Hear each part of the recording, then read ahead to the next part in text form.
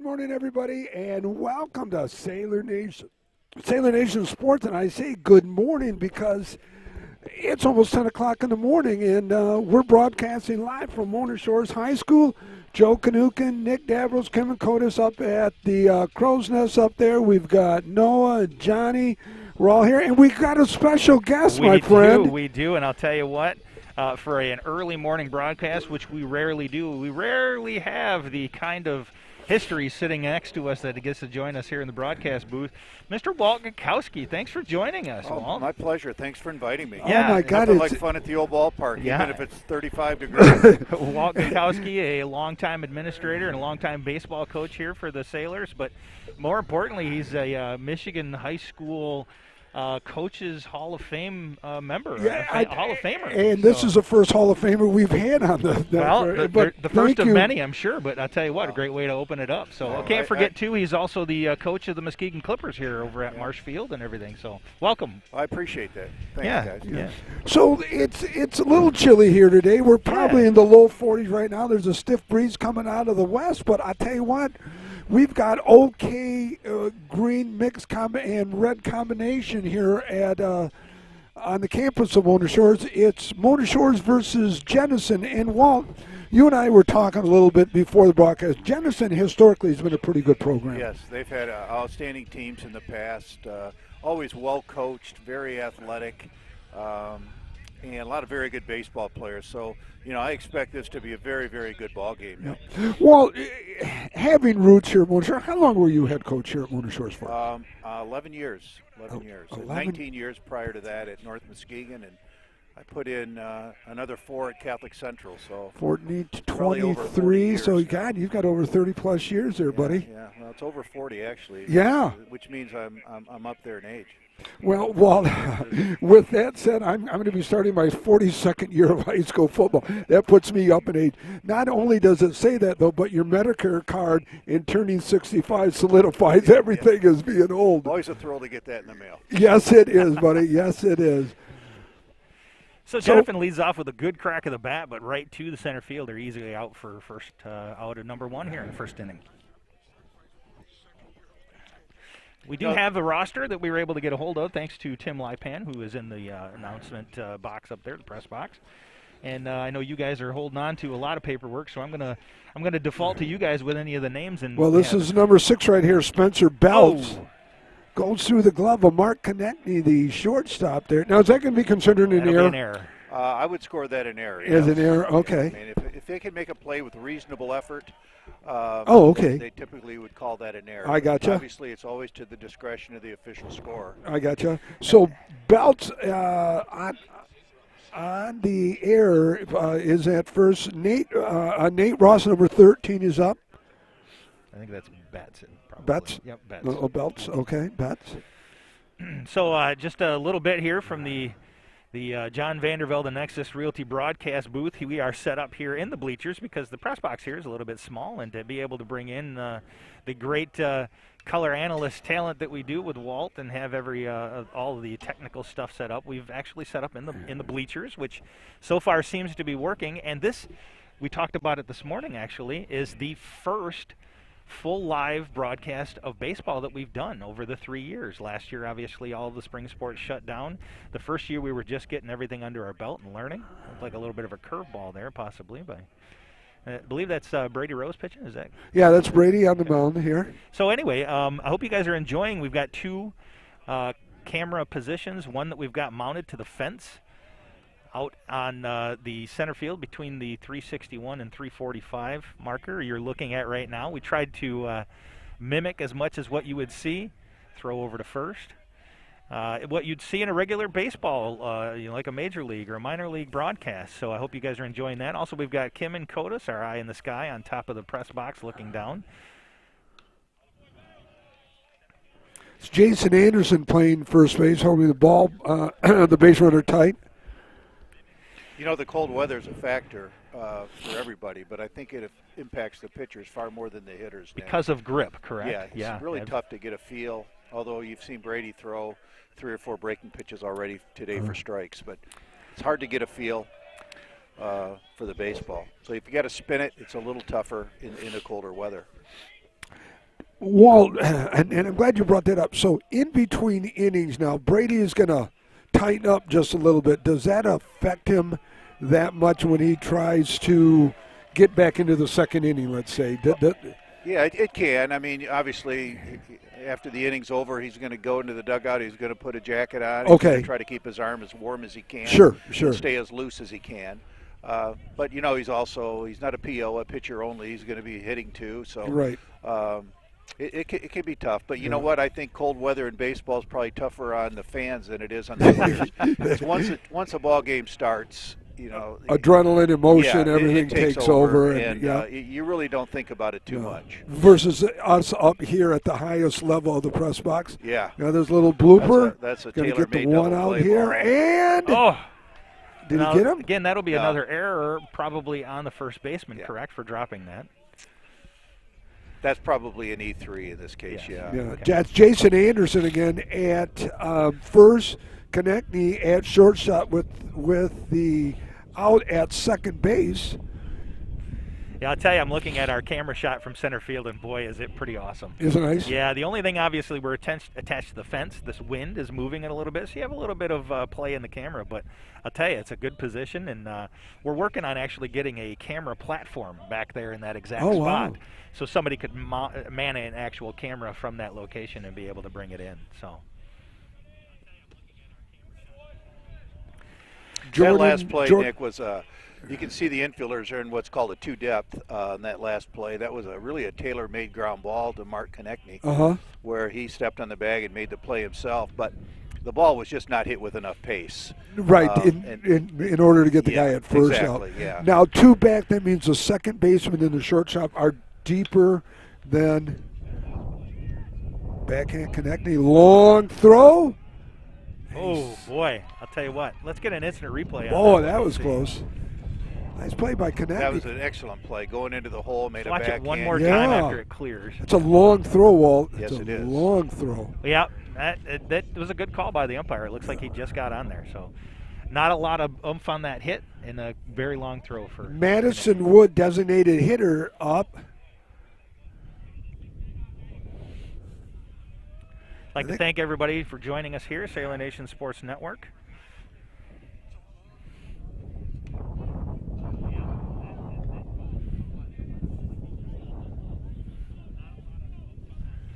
Jenison with men on at first and second. 2 out. Brady Rose trying to get out of this inning. Here's a good example of a breaking ball that he just did not get on top of. And, you know, the cold weather could have an effect on a pitch like that. He just got to dominate the top half of the ball and try to create that 12-6 spin. And it's just tough to do when you don't have good feel of your fingers.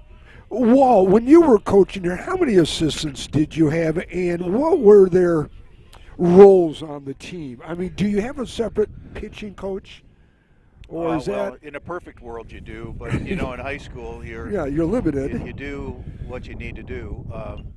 Okay, so how do you utilize assistants then? How did you do it? Well, I had a longtime assistant, Bill Lent, who was with me for the entire time I was here, and you know, we tried to. I tried to delegate some responsibility to them. I usually would have one volunteer as well, and Bill always handled the infielders, and he coached first base, and I handled and helped with the hitters, but I did most of everything else. But Bill was a vital part of our success. Okay, and, good. You know, it's sometimes it can be tough, as you probably know, to find quality assistants. Oh, I absolutely, was lucky to absolutely. have a guy of Bill's quality during my years here on the Shores. In fact, next Saturday I'm treating my assistants. We're going out for breakfast. We're going to have a football meeting because I got a couple new. And just to break things down that way, what my expectations are going to be at the JV level. So Brady Rose gets out of a jam, gives up, it looks like, one run after multiple hits. So at the end of a half inning, it's Jenison 1. Mona Shores coming to bat. We're going to take a short break, and we'll be right back with you. You're watching Shores Baseball on Sailor Nation Sports. Trophy House is your #1 source for fan gear, corporate and team sales, trophies, awards, and more. Visit them in their new showroom, right next door from their old showroom on Henry Street. If it can be logoed, they're your resource. Your brand is their business.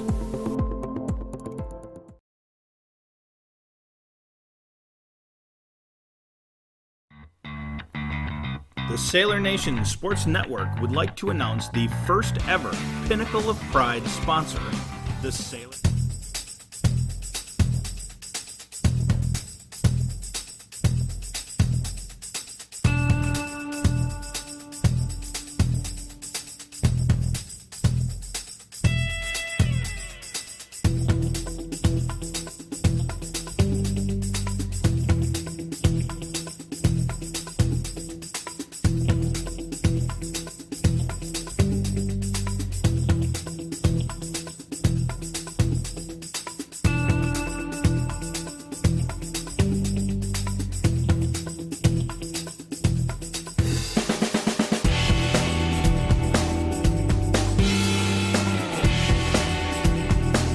Good morning, everyone. Want to welcome everyone back to Sailor Nation Sports. We're at the bottom of the first inning. Mona Shores coming back down 1-0 here in an early morning doubleheader. It's OK Red versus OK Green action. We have the Hall of Famer Walt Galkowski, former head coach here at Mona Shores and current Clipper coach, and we'll get into that program as the day goes on today. But it is a doubleheader. Mr. Number 2 in charge of the fire department at Mona Shores, Joe Kanukin. Oh, it's good to be here, and it's good to be part of this group, and it's great. Other than it being a little chilly, it's a great day for baseball. So, TJ Habitler up to bat for the Sailors. Start. That last name is really hard. Boy, to say. It's just Habitler. Habitler. And correction, it's number 8 right here. It's Mason Brunsworth. Boy, nice uniforms for the Sailors here. They got them last year, Mark Konechny was telling me. It's only the second time that they've worn them. Boy, I'll tell you, if the sun came out, we might be able to survive this cold snap. It's not very conducive to my Greek blood, I'm telling you right now. Good pitch on the inside corner, takes it looking. The fastball, it looked like. 22, Brady Rose up to bat, the pitcher.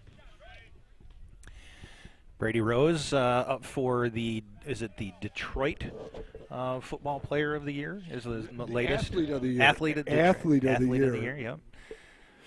And it's not just football; it's just all athletes in general. Most likely, though, you are a multi-sport athlete, as Brady is. Well, and that's one of the things that if you know anything about Brady Rose, he has a major love for baseball. You would think that his only love was football, the way that he plays, but I'll tell you, he has a major love for baseball. And it's funny you mentioned, a lot of people thought, fans around here, that baseball would have been his first choice, but when you talk to him, it's football, and obviously the accolades are well-deserved with the product that was on the field. Deep up, coming back, heads up. And it just out of the outstretched arms of the catcher. I'll tell you, the dive like that towards that fence always makes me nervous for catcher or anybody outfielder running to get those. Most of the time, you'll see those catchers slide into feet the first, fence, just for safety reasons. Mm-hmm. Oh yeah. So while we were talking this morning, what year did you retire out of here? Was it 2016, 2017? 2015. 15. Okay. Last year. So we were trying to figure out how long ago it had been that you were here as a skipper and established a great baseball. He's got there. Yeah. All right. So this is a swing on dropped pitch rather from the catcher. If you swing and the catcher puts it in the dirt or it goes in the dirt, the runner has the option to try to run it out. And of course, Brady Rose has a lot of speed. Catcher had a little bit of a hard time bringing it up and getting it to first, and now he's on. Well, Brady Rose coming off off-season knee surgery, but no ill effects of that. Number 9, Aaron Piasecki, the junior, up for the Sailors. Rose on at first. The shot down the first base line, taken by the first baseman. Piasecki out. Brady Rose advances down to second base. Walt, I was going to ask you, what do they call that as far as a scoring? I guess how you mark it. Where Brady Rose that's has not it. an error. That's a strikeout, and a wild pitch. Okay. And he advances. Okay. Yeah. Yep. Oh, Thank you. As long as first base is unoccupied, you can advance. Except with 2 out, you can always advance even if it is occupied. Oh, that's interesting. This pitcher here has very sharp breaking ball. I mean, the pitch he threw to Brady was, a very tough pitch to read. Most curveballs are going to be 18 to 20 miles an hour slower than your fastball. And the curveball is usually your slowest pitch. But his breaking pitch is he throws hard. So it's a little bit tougher to see. It's got a late movement, and he absolutely fooled Brady on that particular pitch. Brady with a stolen base on that last one as well, so he's over to third. Diego Pena, the catcher, another junior up to bat. Sailors trailing 1-0 here. It's still in the first inning. Boy, little Singa would just tie this bad boy up right away. 2 outs, 1 ball, 1 strike. Official calling timeout. Now this 1-1 pitch is critical because obviously if it's a ball, then the advantage swings to the hitter, and a strike calls, it swings to the pitcher. And it goes to the pitcher. Absolutely. A Major League average in 2019 in a 1-2 count was 161. In a 2-1 count, it was 351. Oh, my goodness. So it's a huge difference. Oh, That's it's huge. Very, very critical pitch. And is that now because it forces the batter to do something, or allows the pitcher to do? Where does the advantage come into play? The pitcher has all the leverage. I mean, he's got a lot of choices now. Okay. He can throw any pitch to any location. Right. He can throw a chase pitch, something off the plate.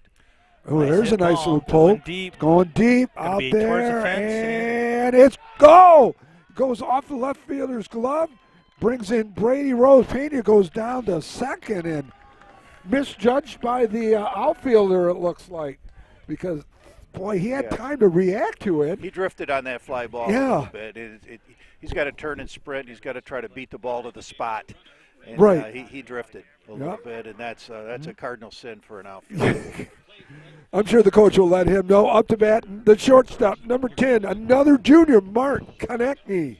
You know, I was worried with putting that. Of course, the fence moves quite a bit. Yeah, mounting that camera to the fence. Okay, the chances of a ball hit. Well, not even that. Just a player running into the fence might be enough to jar that loose.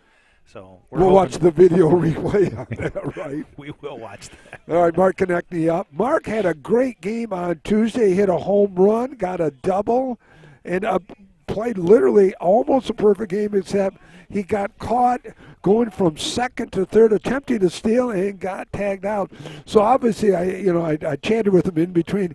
Mark, we got to make this up. Follows up with a home run. So Sailors tied up 1-1. Diego's double brings in Brady Rose from third. And we're currently sitting on 2 strikes here from Mark Konechny.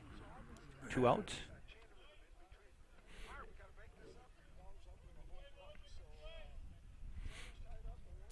But it feels like it might be warming up just a little bit. Ball's a little high inside. Joe, sometimes the mind drifts like that when it gets really cold. It does. It's a defense mechanism. Yeah, I'm sure it is. Just before you die from freezing, you really can't feel or it's warm. There's that breaking ball again. Right. And, yeah, just saw it. He hasn't thrown it for a strike yet, so it's easy to say, hard to do, but the Sailors need to stay off right now. Anything that spins and hunt that fastball. Sure. At your level with the Clippers, not being a baseball other than recreational for me, does a catcher call the pitch that he wants to see, or the team, or does the pitcher say, "Hey, I'm going to bring this"? Well, in a lot of programs, a coach will call pitches too. Okay, right. I've never been a believer in that. There's a time when I would call a pitch, but the catcher will really call the pitches, and then the pitcher obviously will sometimes shake them off. Okay. Because the pitcher's got to believe in what he's throwing. He's got to throw that pitch with conviction. Right. So if catcher calls for a fastball and the pitcher just doesn't feel like that's what he wants to throw, they'll shake off. Okay, I got you. But Good. most of the time they're usually on the same page. It looks to me like the Jenison coach is definitely calling pitches. You'll see the catcher glance to the dugout between every pitch, and they'll have a sign system set up. Nice hit. Hopefully getting it into the gap. It looks like it's going to get caught by the right fielder. So that's the third out of the inning here. We're at the bottom of one, and we're tied up here. It's OK Green versus OK Red. We're 1-1. We're going to take a quick break. Everyone, you can take a break with us, but make sure you come right back. This is Sailor Nation Sports. The innocence of youth. Is there anything any better? But soon they'll be in high school and facing all the same challenges you faced. How to make friends, how to fit in, how to be cool. We want our children to have everything they'll need to live fulfilling and productive lives. Make sure the kids in your family are among the more than 300,000 participants here in Michigan who take part in high school sports.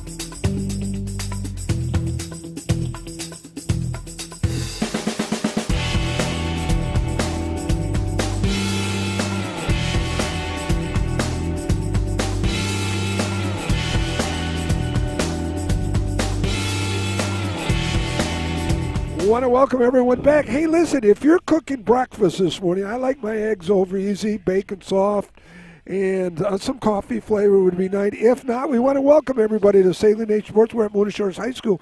We're tied up 1-1. It's Mona Shores playing host to Jenison. Well, we've played a complete inning right now. Is it too early to get a flavor of the game and the opponent at this point, or do you need a couple innings to see all the batters and everything?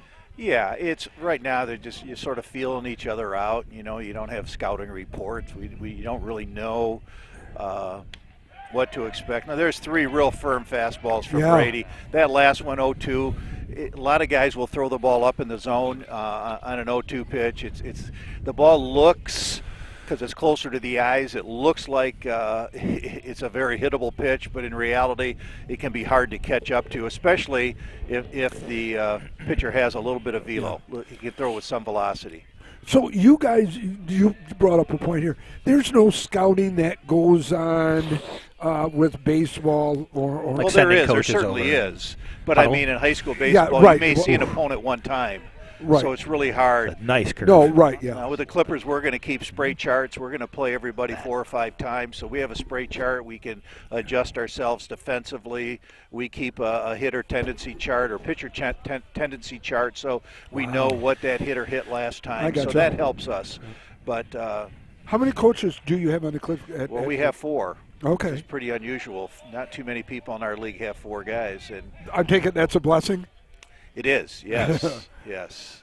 It certainly eases my burden because I don't handle the pitchers. Beautiful sun. Yeah. Well, I talked to the boys. Did you? Did you arrange for that? Yeah. Fantastic. It's all good now, Joe. Although it is a little bit more difficult for Noah to see the screen, it does feel warmer. Warm, though. We're older. We have to stay warm. And Walt, God, we brought Walt here out. He could have been. He could be in Florida right now if we wouldn't have brought him. Doing something, but he's here with us. Rip fouled on the left side. So I really like Grady Rose's approach here, Nick. He is attacking the strike zone, and so many pitchers are up there trying to miss bats, and they're trying to strike people out, when in reality you should be pitching to contact. Right. I mean, honestly, try to make that hitter swing the bat and hit the baseball in 4 pitches or less, because we don't want pitch counts to go real high. We got a courtesy runner here. Okay, but so attack the strike zone. I always told my pitchers that hitting is hard. I mean, guys pop the ball up in BP, and plus it's 9 against 1. Right, yeah. So attack the zone. Don't dance around the strike zone. Don't try to miss bats. Pound that zone. Be aggressive. Attack, attack, attack. And I think Brady Rose is doing a real nice job of that right now. So you're saying that give him a pitch to try to hit, but yet because you've got the advantage, 9 versus what? Yeah. And the chances of him getting that perfect hit in the perfect area, it's the odds are against them. That doesn't mean we're going to throw the ball in the center of the plate necessarily. No, right, exactly. But give him what something we're trying to do close. is induce contact and hope that it's soft contact. That's why movement on the baseball is so critical. What a play. Almost got it. Still able to get up and make the play. I'll tell you what, that's beautiful. Play. Very few guys are going 10. to make that play. Yep. So we're going to an instant replay on this. Excuse me, Joe. Yep, no problem. We're going to look at it, Lake Michigan Insurance instant replay. Brady almost gets the pop-up, but still is able to throw over to first and get the out. So. Let's say Brady gets it. Potential double play right there because that guy was gone right away. I'm assuming? Yeah, he shouldn't be. No, he should right. take a secondary lead and then see down angle before he advances. Oh, boy, there. Look at that. The motion on that. Long throw by Konecny, the stretch, and he's out. So Sailors get out of it, giving up 1 hit, no errors. We're at the bottom of 2. We're still tied up 1-1. Are we going to stay here? No, we can keep going. Or we can take a break. Okay, we're going to take a quick break. Go ahead, you join, pour another cup of coffee. We'll see you in a bit. Is that the fire? The Sailor Nation Sports Network would like to announce the first ever Pinnacle of Pride sponsor, the Sailor Classic. The Sailor Classic is a golf outing fundraiser created in 1990 and focuses on ways to enhance both the student athletes and the true fans' ability to experience all that Mona Shores has to offer.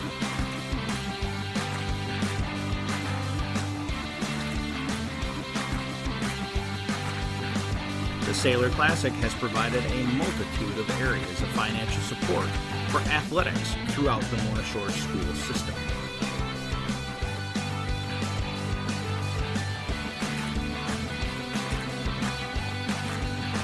In 2001, a foundation was created under the Sailor Classic to fund scholarships for qualifying student athletes. That fund has since grown to over $150,000 and has helped several student-athletes begin their college endeavors. The Sailor Classic is held every summer. For anyone interested in either becoming a sponsor in the Classic or simply participating, please see the Sailor Classic Facebook page for the most up-to-date information. Thank you, Sailor Classic, for your generosity and support of our Sailor Nation Sports Network as the very first Pinnacle of Pride sponsor. And welcome to the Breakfast Club. It's Mona Shores Baseball coming to you from the beautiful confines of Mona Shores High School. We got the Hall of Famer Walt Galkowski, head coach of the Clippers, former head coach here at Mona Shores.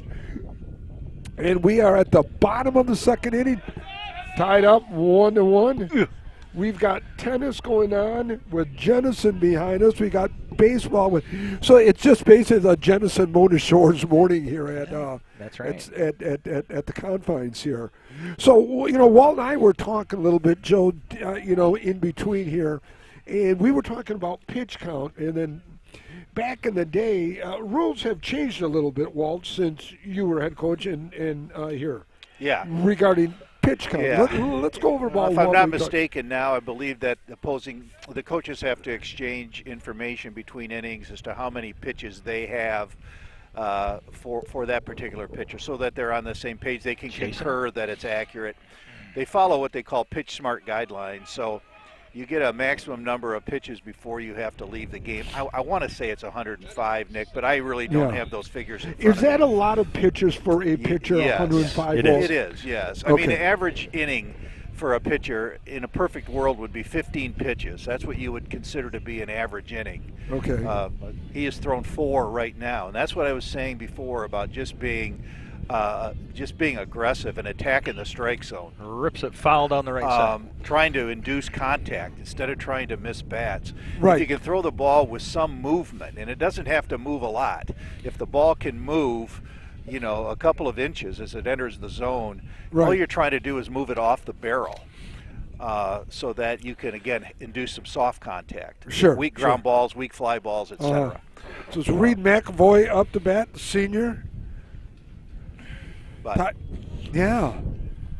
So then one of the assistants is obviously keeping track. yeah, And they have to keep track. yeah, I and it's believe- probably Howie Bard, dad of Team Bard. So 15 pitches an inning. is considered an average inning, a good inning. Oh, it is? Yes. Okay. So if you see somebody who's thrown 70 pitches after 3, Well, they're in trouble. That's a lot. Yeah, oh, You know, they're gosh, probably yeah. Not going to give you a complete game. Oh, no. And every kid is different, but you still, Yeah. you got to take the health of the athlete. Make that a McAvoy. priority. Yeah, McAvoy draws a walk, prancing down the first base. Once again, thank everybody for joining us here from the John Vandervelde Nexus Realty broadcast booth, set up here in the stands at Mona Shores Sailors baseball field. It's a cool, crisp morning here against Jenison. We've got Nick, myself, Noah, Connor, Kimmin, and the ever-known around here baseball guru, Mr. Walt Gakowski. Once again, thanks for joining us, Walt. It's always good to Jackson have you. Huffman pleasure. up, number 17, runner on first. Now you're going to see the middle infielders, Nick, into what is a double play depth, or I would call it a 2 depth. Yep, you notice seeing that it. they're up a couple steps, Yep. and they're a few steps over towards the bag. Yep. So they give up something in the hole, the 4 hole and the 6th hole between the shortstop Yep, and the got third it, baseman. yep. But you got to give up something to get something. Right, and then the third baseman is up a little He bit. I usually take moves it up as a well, little bit, Walt. too. Most often you won't give up too much more line. He's just up about 2 or 3 steps. Okay. Which is good double play depth. Oh, And beautiful. exactly I'll tell you what. overhead. There you go. They're going to send him home. Nope, No, they're going to hold no, him. They're he's going to hold him. Stay there. A little slow coming around second. They wanted him to Boy, that push hop all the really way. just got him right there. Just couldn't out. It's one of get the him some- disadvantages of moving up a few steps. Yeah, He might right, have made exactly that right. play Well, you got to had he do been a something, little try to deeper. get something, That's but correct, consequently, yeah. by doing something, you give up something. That's correct. Yeah, well, trust me, I know that in football, when you try to send linebackers and doing something, you're hoping that you make the right call for the right situation. Well, it's the right call. It's just bad luck, you know. Yeah, right, exactly. Right. The Jenison call's did right. exactly the right thing. Yeah, runners on the corner here. We got one out. Boy, a little single right here. Boy, that's a hard hit ball. That'll He's going to do the tag. Yeah, that's going to bring in the runner. So sacrifice brings in number 23, McAvoy. Gives the Sailors a 2-1 lead here. 2 out, bottom of the second inning. Up to bat is number 8 right here, Mason Brunworth. Nice, deep, hard hit ball for a sac fly. Oh, yeah, We'll take yeah. runs any way we can get them. Now, that's what we would call a quality at bat. Right. I mean, most people would, to me, quality at bat is a far more important statistic than is batting average. Batting average Oh, is, yeah. is And- an evil thing And because correct me if I'm wrong, Walt. A quality at bat is any time you advance a runner or you it score. can be. Any hard hit ball Sure. is considered a quality at bat. Anytime a base on balls is considered a quality at bat. An Nice 8-pitch center at field bat. Okay, First. another quality at bat right here. Yeah, It's that's going to move the amazing. runners along. We got runners at first and second, 2 out. So Sailors starting to find some gaps out there. Looks So I like would Brady say, Joe, Rose coming up to bat. Let's see. Yeah, you know, Brady Rose. Any hard contact, a walk, a hit by pitch, you advance a runner with nobody out, maybe a ground ball to second that moves the runner from second to third. You score a runner from third base with less than 2 outs, a base hit, 8-pitch at bat, RBI. Any execution is considered a quality at bat. Runs score and they win baseball games. Yeah, so right. that's what you're looking at. I mean, if you think about batting average for a moment, it's something that the hitter cannot control. You can hit the ball hard. You may hit it right at somebody. I mean, you just can't control it. So why we would measure a hitter's effectiveness with a statistic that he can't control a does not numerical make any sense. statistic That's that correct. really doesn't mean that much. It's a metric that does not mean that much. No. You may go to a game and somebody may go 4 for 4 and hits the balls in the outfield that never bend the grass when they land. And then you get another guy who's 0 for 4 but has hit the ball hard 4 times. I mean, one guy walks out of the park with his chest out because he had four hits. Another guy's got his chin in his chest because he's 0 for 4 and his average dropped 75 points. Yeah, But right. Yeah. what's really important is the execution. So we've got a time. The catcher's going up. What are they discussing right now? Do you think? Could be anything. Slow down. You're okay. We got 2 out. You count this. Just relax. Okay. Sometimes they disagree on a pitch. He may say, listen, what do you want to throw here? Sure. Most often it's just to prop up his confidence a little bit. One There's ball, that 2 breaking ball strike. again. There's It's the that second breaking time ball. he's done that to Brady. Yep. Brady.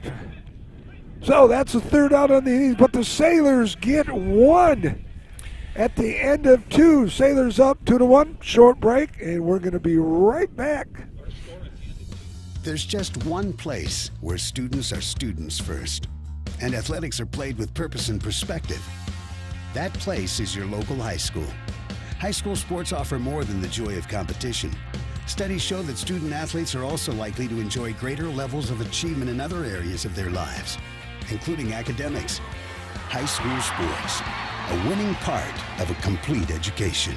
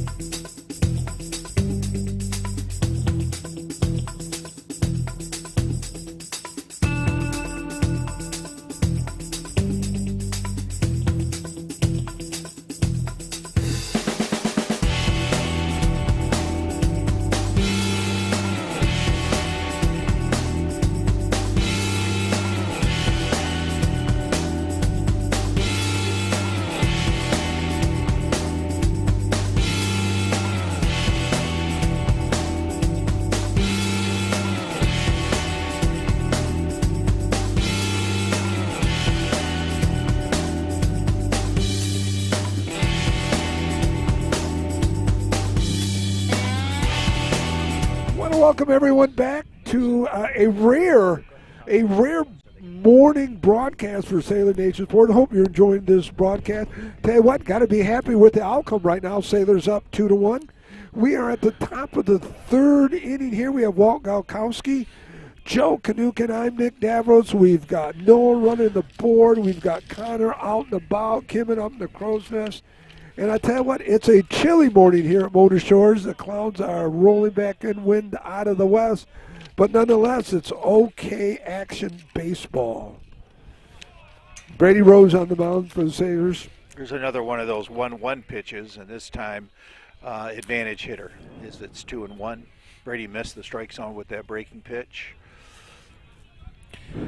Wanted to send a little shout out there to our other a little drop. Found the gap, but able to pull the shot. Would let shotgun throw right over to first. It's great awareness of what you still had in front of you by the second base. Second base for I'm the just short. surprised that he missed catching the fly ball, though, with 2 guys right there. Is it because the ball drifted a little bit? You got some wind in there that's playing a little bit on that particular pop-up was a little bit in sort of the Bermuda Triangle. Right, the no man's land right tough. There. Yeah, it was just one of those in-betweeners that Brady couldn't get there, and the second baseman's deep enough where he just couldn't get it. Fortunately, the ball came up to him, and he was able to get the out. Right, but sometimes that ball will land and end up a base hit. No, right, and that's what it looked like. Brady Rose on the mound. Sailors up 2-1. Count is 1-1, 1 out here. Started to say shout out to our other commentator, Mr. Steve DeLong, who wasn't able to join us, but he said he absolutely loves hearing Walt on the broadcast here. You not so much, but Walt. It does not surprise me that Steve said that. Stevie, we miss you. Down the right field line, it's going to drop. All is going well. Okay, Joe, with what Steve just said, right? Love Steve to death. We always try to bring people that really know the sport that we're covering, right? From baseball to volleyball to competitive cheer to wrestling. We always bring it, we always try to bring in a third. And this time we also, we've been pretty good at bringing in ringers for all these. Yeah, that's for sure. God, let's hope we could still do this. 2 balls, 2 strikes. Do we know what type of pitches Brady has, Walt? It looks like I see a curve slider and Yeah. a fastball out there. So. Well, he's obviously a fastball, and it looks like he is. Yep. Well, ball's going to go out of play again. I would probably classify his breaking pitch as a curveball. It's somewhat in between. He throws it hard like a slider. Yep. Like I said earlier, a curveball is typically 18 to 20 miles an hour slower than your fastball. Sure. That's not the case here. So there it is again. And some guys in the hole for a single. Some guys can add and subtract to that breaking ball too. Just take a little bit off it. But all pitchers really have to do three things. They got to be able to change speeds. They got to be able to change location, and they got to be able to change planes. And if they can do those three things, they can be effective. They can keep batters guessing. Yeah, absolutely. It's all about disrupting timing. Well, and like you said, pitch to get the contact. If you're getting pop-ups and you're getting soft ground balls on the infield, now you've, like you said, the 9-1, you're playing right to what you need. Yeah. Man on first, we have one out. Up to bat, number 11 is Hayden Winger for the Wildcats of Jenison. Sailors up 2-1. Brady Rose on the mound. Going over the pitch count there, we're going to, this is Brady's trying to average about 15 per inning. Times 7 gives you the magic number of 105. That's what, general wisdom says it is. Runner's going to go there. It's hot down to the hot corner, and he's thrown out to Anderson. That's the third baseman. It's going to bring up number 16 for the Wildcats. Jenison put on a hit and run there and got the runner over. Looks like he went into second a little tenderly. He did.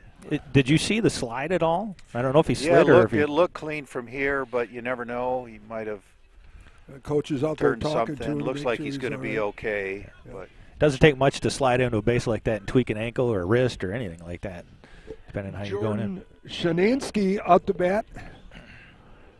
The left-hander. So they're going to pull it. Yeah, he's limping. So can you get a sub-runner? Yep, pinch runner. For him? Courtesy runner. high school baseball, you can re-enter, so he'll be able to come back into the game. You can do it one time for each player, as long as they're a starter. If it's a substitute, they can't re-enter. And when they do re-enter, if they do, the runner that replaced him will be no longer eligible. So he's eligible. Okay. That's number 5, courtesy runner Bryce Dykeman in for the Wildcats. Up to bat, Shaninsky for Jenison. Brady Rose on the mound. Sailors up 2-1. There are 2 outs with a runner at second. That was a good play by Jenison. Put on a hit and run here. All you're asking the hitter to do is to move the ball in the ground somewhere, and the runner moves up. Obviously, if the ball goes through the infield, that runner's on third base, and you've got something going, but he's still in scoring position. Brady's struggling in the strike zone just a little bit this inning. Yeah. Doesn't have the command that he had earlier, but he'll find it.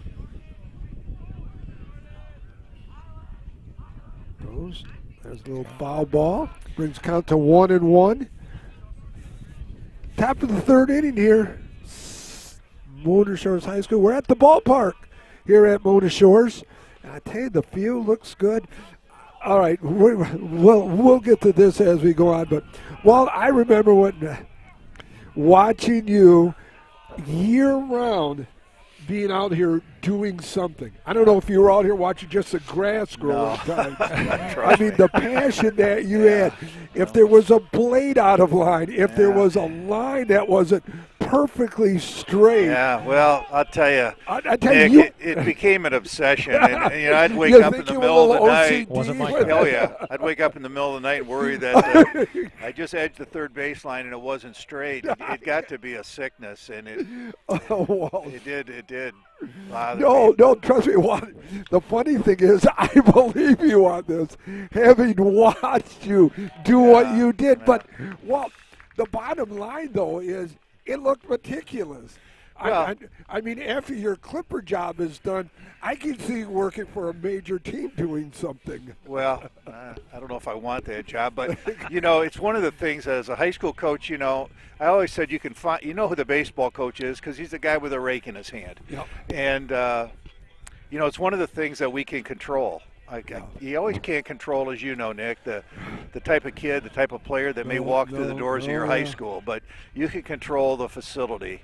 And I always felt like the state of the facility reflected the state of our program. So it was really important to me and a priority. And it shows. And God bless you for having that passion. My locker room, I'm spending time and effort redoing, because when the kids walk in the locker room, I want to see a lot of motivational stuff. I don't want to just see 4 blank walls in lockers. So I spend hours off season changing things around. I'm buying banners for my locker room. I'm doing this because it doesn't win games, but yet coming in, they just feel good about coming in. Because I got to go to practice. It's going to be 80 and humid. Well, you're going to come into a facility that shows the character of the program. Yeah, I think it's a powerful statement to the kids, to the community, that you care and it's important, and the kids help to take care of it. We'd rake, and they'd grab a rake as well after practice, and so that they become stakeholders. Into absolutely, this, and you took it's ownership. Important. The pride and joy. It's really important. Yeah, absolutely. The only problem is when my infield looked better than my front lawn sometimes. And my wife would then say, expectations. How come you don't spend so much time now? I'm blessed. I don't know if any woman should ever marry a baseball coach, but I've been blessed. My wife Joan has been phenomenal. No, you're lovely. You've got a wonderful family. The kids have grown. You've got grandchildren now, and we shared a story. Walt's got a granddaughter. Yeah, down in Charlotte. Two of them. Yeah, where my granddaughter is. So it's all exciting. There's a hot shot. Just off the outstreet chimes of the second baseman. That's going to put number 3 for the Sailors out there at first. Aaron Piasecki is an outstanding player. Yeah, and he waited on that breaking ball and just got some good contact on it for sure. Diego Pena, the catcher, up to bat, getting the signals.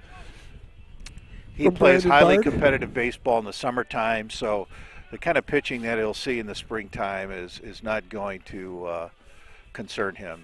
He's seeing high velo guys and good breaking balls, and he's just an outstanding player. 3-sport athlete up to bat, Diego Pena. Football, hockey, and we saw Diego during the hockey season, my friend, in baseball. Yeah, sure did. It's going, second. There he goes. Good pitch to choose. It's hard for a catcher to make a throw to second when the ball's in the dirt. So Piasecki advancing on the stolen base to second. Pena up to bat. Count is 1 ball, 1 strike. We're at the bottom of the third. Sailors up 2-1. No outs with the runner on scoring. This is a good spot for the Sailors to put a little extra on there. Once again, it's a critical count here. Oh, right, because if it's a strike, the advantage goes to the pitcher. It's a ball. Right, so it's amazing what we've learned so far, just having Walt here in that. It's fantastic. Jimmy, it's 1-1, okay. And there's a strike, so advantage now to the pitcher. I think Diego hit the double last time up to the left field wall on a fastball. So, maybe he may have to. He may see breaking ball here. You know what? You said it. But the pressure on the batter just is expounded exponentially because the odds of him getting a hit are so slim. But yet, it's going to see a good pitch, I would think, just because it's 2-1. Let's get out of this. Let's get off this batter. Yeah. This is where you swing to make contact. Yeah. And Diego gets stuck on a wall. And with 2 strikes, I mean, the approach should change. Some guys don't, but I've always been a believer that, my 2-strike swing should not look like my 2-0 swing. Right. So I've got to make an adjustment, spread out, maybe move a little closer to the plate, maybe even shorten up. I'm in survival mode. Yep, I've got to put the ball in play, make the other team catch it, throw it, and catch it again. Yeah. Your swing zone has got to be expanded a little bit because you can't take those chances on those close throws. Okay, with that said, guys, you got Mark Konechny up. You got a runner at second. Does this change anything that you do as a batter or a coach now because you've only got 1 out? Not as much in this situation. I think in the last at bat, the approach has to be, my job here is to Wait till this pitch. My job here is to get that runner to third base with less than 2 out. Okay. Because once if we can do that, now we force the defense to make a decision. Are they going to be drawn in? Are they going to come into a 4-depth, play on the grass? And if so, big advantage for our hitter. So he can now score on a pass ball, wild pitch. He could score on a balk. He could score on a fly ball. He could score on a ground ball through the infield. So that's really important. I'm never fault any of these guys, but if Diego could have put the ball in play there, especially to the right field side, and then Aaron moves up, and now we've got high probability he's going to score. Right, exactly. Yeah, you don't like a strikeout in that particular situation, but it happens. I'm certainly never going to fault a young man. No, exactly. In certain circumstances as well, you have connecting with a hard shot. Whoa, right to the shortstop. Wow. That was a nice drag and catch by the shortstop. Outstanding play by the Jenison shortstop. So obviously in that, we're now 2 outs, but 1 out, you get a little bit later in the game, you get tight game, maybe it's 2-1.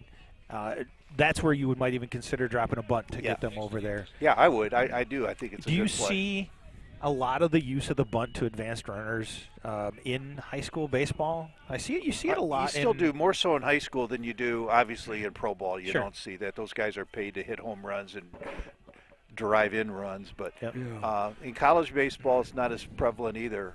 Sometimes in the summertime with the Clippers, we'll bunt, and sometimes the guys will roll their eyes at me. But we still do it, but not often. But in critical situations, late in the game, close ball game, absolutely. I'm assuming bunting is an art as well. Then it's not as easy as it looks. No, you just can't put the lumber down or aluminum. At your level, aluminum or wood bats? It's a wood bat league. It's a wood bat league. Everybody swings wood. Yeah, that's what the pro scouts want to see from these guys. They don't want to see them hit with metal. Pro baseball is all wood? Oh, yes. Yep. So why did high school, it was wood, now it's, metal. Why metal? I mean, what is it? Could be out. Could be. Hit ball to the fence. Going to go on the fence, going to bring in one. Anderson running hard, and he's going to stand up with a double. I'll tell you what, that was a great shot. Hard hit ball. Just, I think the wind helped carry it away from the left fielder out there. He was playing a little bit further to center field, kind of more left center than what he probably hopes he had. And it just kind of drug it right over and dropped in. So, to answer the question, Nick, I think a lot of it was just economics because wood bats are expensive. They're costly as well, and they last longer. You go through a lot of them. Oh yeah, and these will last a lot longer. I'm more of a purist. Single that might bring in Anderson. He's going to send him home. Coach Bart is bringing him home. The big guy's going to come around. He's going to have to slide. He is out. Woo! But with 2 outs, that's a smart play by Coach Bard. It's a smart play there. Yeah, make them make a play, be aggressive. Sometimes you get guys thrown out, but that was – I would have sent him a thousand times. So you agree with the call? Absolutely. Sure. Okay. Absolutely. You already took a chunk. You added one more before that, just the hit before that. Sure. So might as well go for it. It's good. Absolutely. With 2 out, you're going to be less aggressive with nobody out or 1 out. But with 2 out, I think that's a real smart play. So we've come to the end of 3 innings here at Mona Shore. Sailors up 3-1. We're going to take a quick break. Make sure that you take it and join us in just about 1 minute.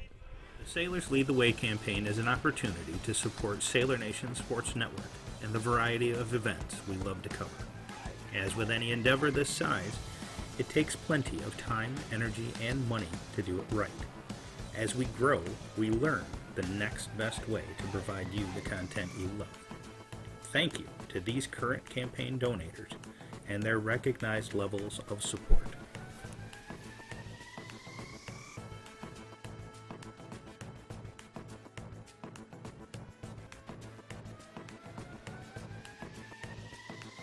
Since our group is not a school-funded activity, we are looking to the community, our fans, to join us in leading the way.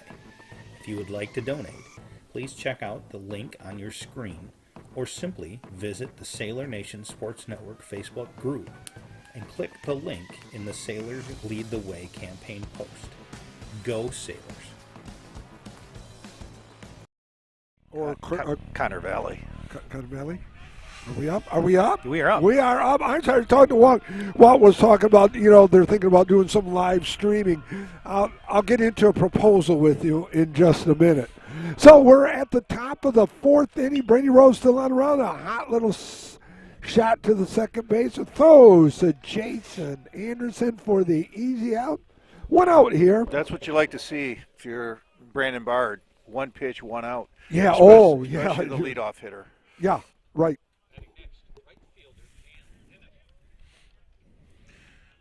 So when you go out and you score, you take the lead. What's really critical is when you come back on the defense is to have a shutdown inning. Oh, yeah. Don't let them answer. That's really, really important. And obviously they're off to a good start getting the leadoff hitter. Can hit up for the Wildcats here.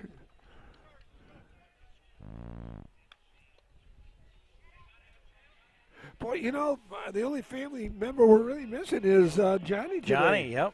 Almost all together here. We've got a lot of stuff coming up next week, and we'll get into that later on in the day because it is a doubleheader, but we are booked solid next week. Yep, we certainly Between me doing some announcing with lacrosse and some other sports, I got some softball to announce. We're going to be live streaming a variety of things for everybody to see. Yep, next week. Strike. Brady Rose, 4 pitches in this inning here, has got a couple outs. I guess that's a good You can sign. just see in that defense, a little more hop in the step for the Sailors. We're on the verge of a quick inning here, and it's exactly what they need. Yeah, no, Keep exactly. this momentum going. Well, keep the momentum going. Keep the pitch count down. There's a foul ball, 0-1 count here. We're at the top of the fourth inning, a little bit more than half. Well, we're almost halfway through this first game here. It's a doubleheader, OK Red versus OK Green action. The ball gets away from Brady. Brings a 1-1 count. There's 2 outs here in the inning. Boy, a quick out, another out right here. 1, 2, 3, and we're out of here. Ball drifts off to the right there on Brady. It's 2 balls, 1 strike. We're joined by Walt Galkowski, former head coach and current head coach of the Muskegon Clippers. Little singlet's going to go to Konechny. Scoops it up. Long throw. The stretch by Anderson. Sailors get out of this one. 1, 2, 3. We're at the end of 4.5. Sailors up 3-1. Joe, quick break. Yeah, let's take another quick break. And we will be right back.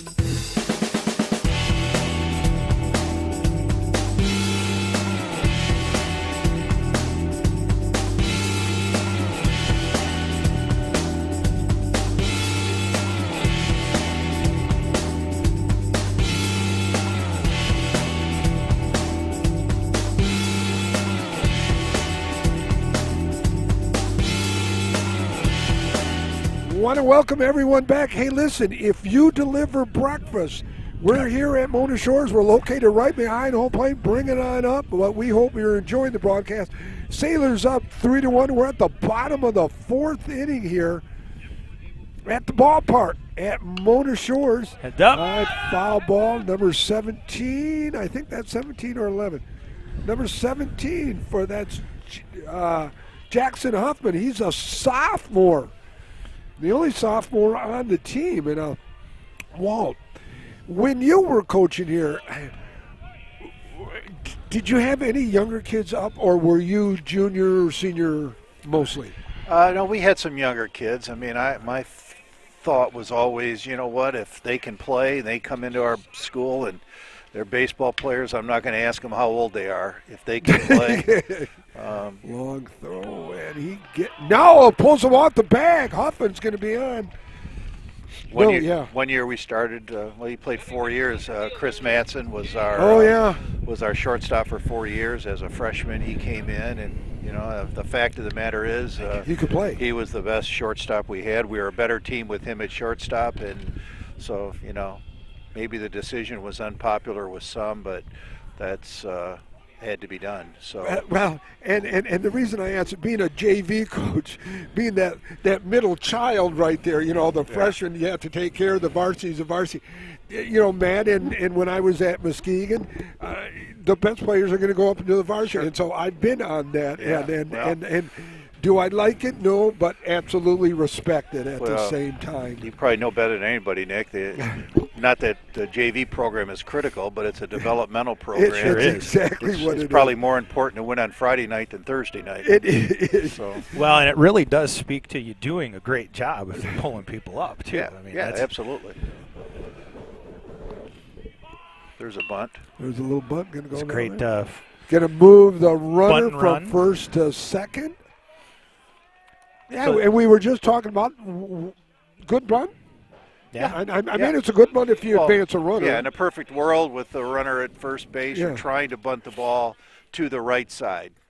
That in a perfect world, that's what you're want. But that certainly did the job. But you would now, why the right side?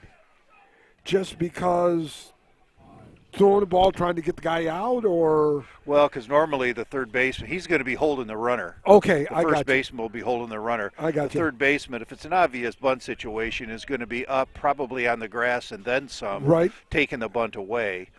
Obviously, they didn't know he was going to bunt, but once they read his top hand slide up the barrel, the third baseman's going to come hard. First baseman's got to stay because he's got to hold the runner. I got you, right. Oh, okay, I got you. God, look at what I feel like. I mean, the hand sliding up. Now, if we had first and second or second only, then we would try to bunt the ball to third base to try to force the third baseman to field it so that the runner can advance to third. But okay, so you're coaching. God, you just give me so many questions. So your mind is always going in the game based on the situation, isn't it? I mean, it's never a downtime, really, other than if the bases are empty. Imagine it's a lot like football. I mean, you're always trying to think a hitter or two ahead. No, right, exactly. And if you're on defense, you're looking in the on-deck circle. You're trying to find out who's up next. And, sometimes that helps you make decisions. Sure, no, exactly. There's one out here. Now, if there's a base hit to the outfield, does Coach Bard send the runner at second? I don't know. I think he's going to know who's in the on-deck circle. If you got your best offensive player in the on-deck circle, you may hold him. Right. If you've got a young man there that has struggled at the plate, you know what? You may be more inclined to send him. So those are all things that you think about. Yeah, no, exactly. One ball, one strike, one out. We're at the bottom of the fourth here. Number 8, Mason Brunsworth up for the Sailors.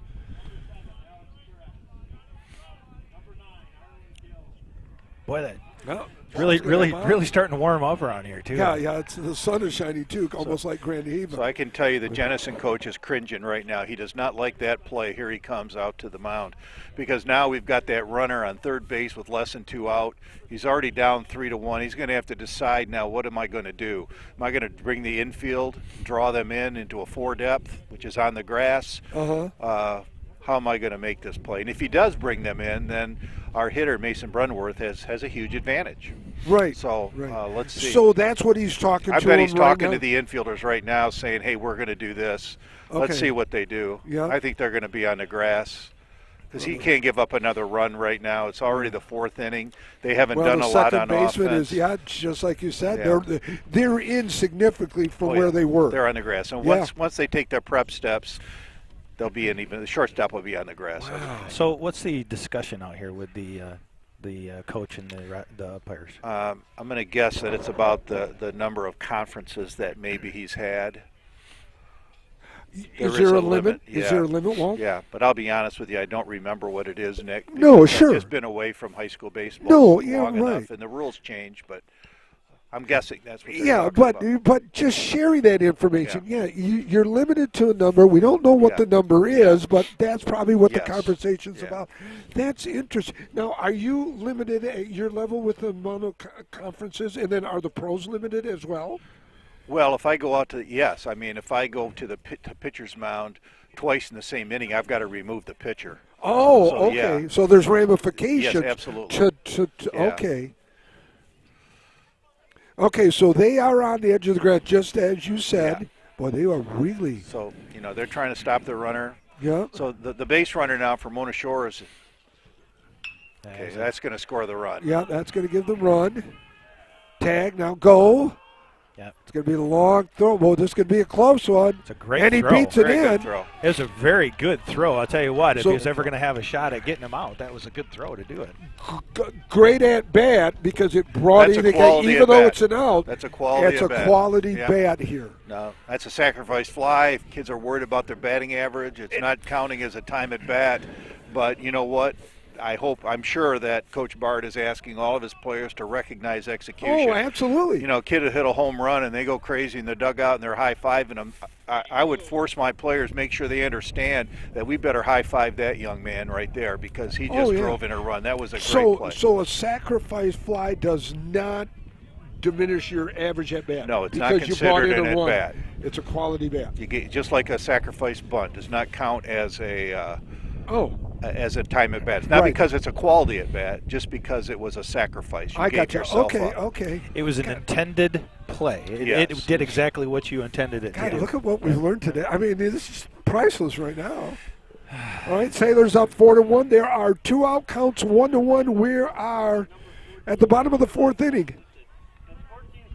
Nice There's rip a down wrap. the left It's going side. to go Oh. foul. 22, Brady Rose.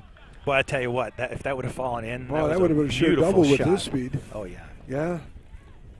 Nice rip. But the advantage you have in the infield in there, Nick, is on a ground ball that's at one of the infielders, the base runners, unless they got a contact play on, is going to hold.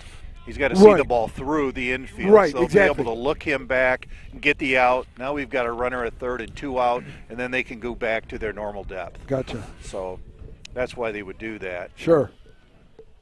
But obviously they lose any angle that they might have. Oh, on a ground ball. yeah. But it was interesting to see how you called it exactly right. All 4 were right on the edge of the grass right there.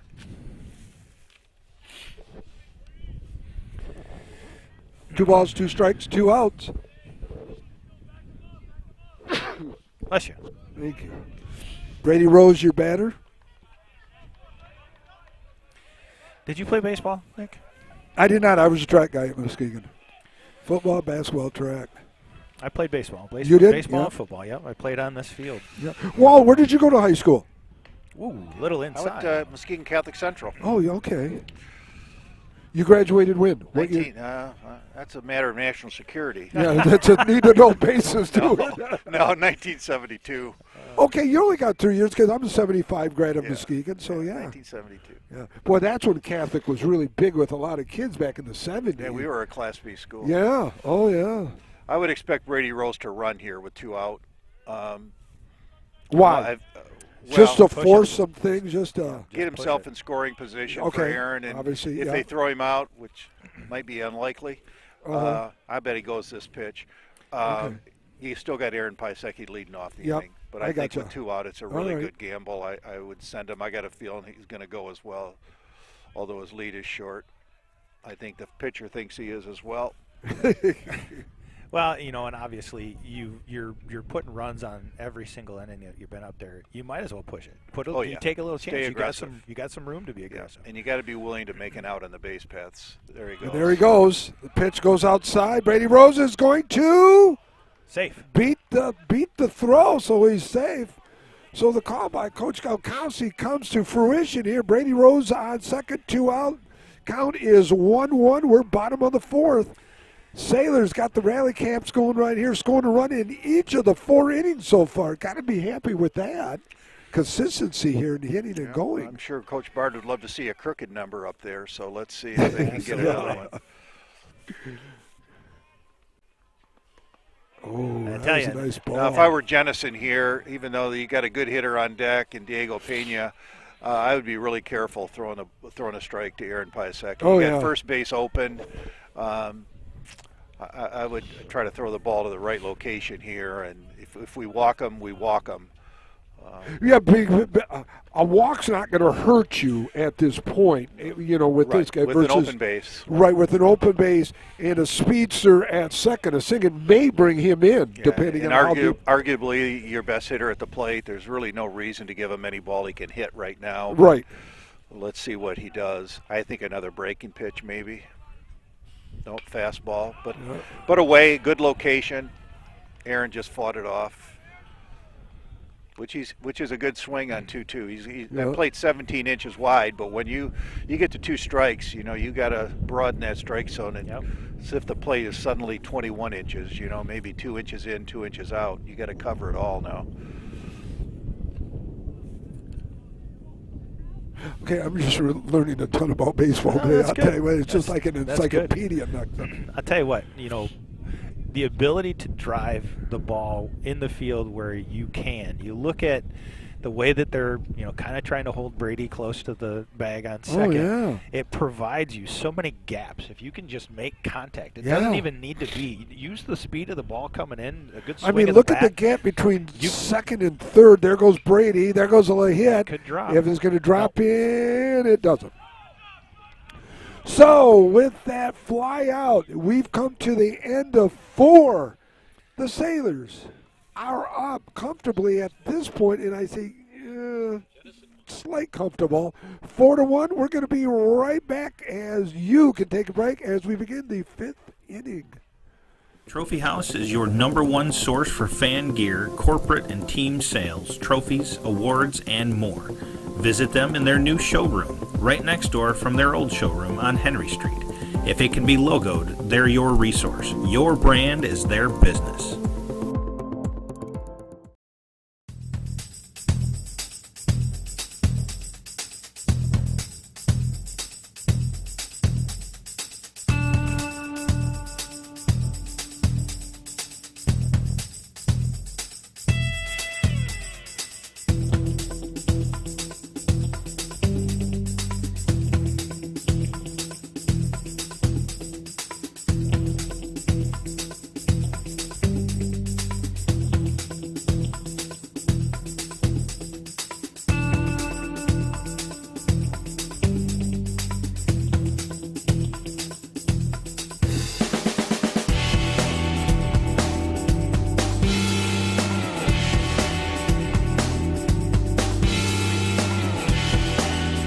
All right, boys and girls, break time is over. I want to welcome you back to Sailor Nation Sports. Nick Davros, Joe Kanukin. We got Kimmin up in the crow's nest. We've got Connor. Connor had to leave. Connor had to leave. Yep. We got Noah on the board, and we're truly blessed to have Walt Galkowski, former head baseball coach at Mona Shores, current coach of the Muskegon Clippers, joining us. And thank you, my friend, for joining us on a chilly morning here at Mona Shores. We are at the top of the 5th inning. Sailors up 4-1. Brady Rose is on the mound. Brady Rose finding that control a little bit more again. Logan Moore up to bat for the Wildcats of Jenison. Jenison in the revamped OK Red. Sailors went from the black to the green this year. It's a 4-year run. Every 4 years they look at reorganization of the OK Conference. And it really isn't a bad conference location-wise. You've got most of the coast of Lake Michigan from Reese Puffer to Muskegon to Shores to Holland. You got the 2 Zealands. And then you travel east a little bit. You got Grand Rapids Union and Wyoming. Nice K got him swinging on that last one. Moore strikes out.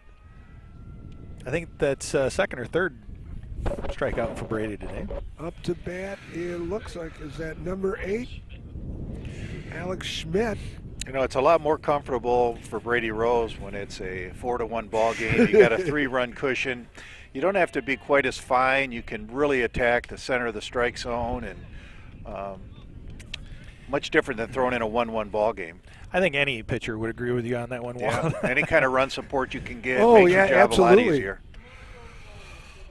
You know, and that just goes really for any sport. When you got a nice, comfortable lead, boy, you know, it changes your demeanor, but yet you still got the pedal to the metal, not wanting to give up anything. Yeah. I know football, basketball.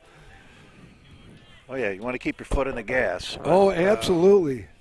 Because that 3-run lead can disappear quick. Right, exactly, right. And you get a couple runners on, and there's one swing, and all of a sudden you got a tie ball game. But still, it's he looks very comfortable out there. He's in a really good rhythm. Oh.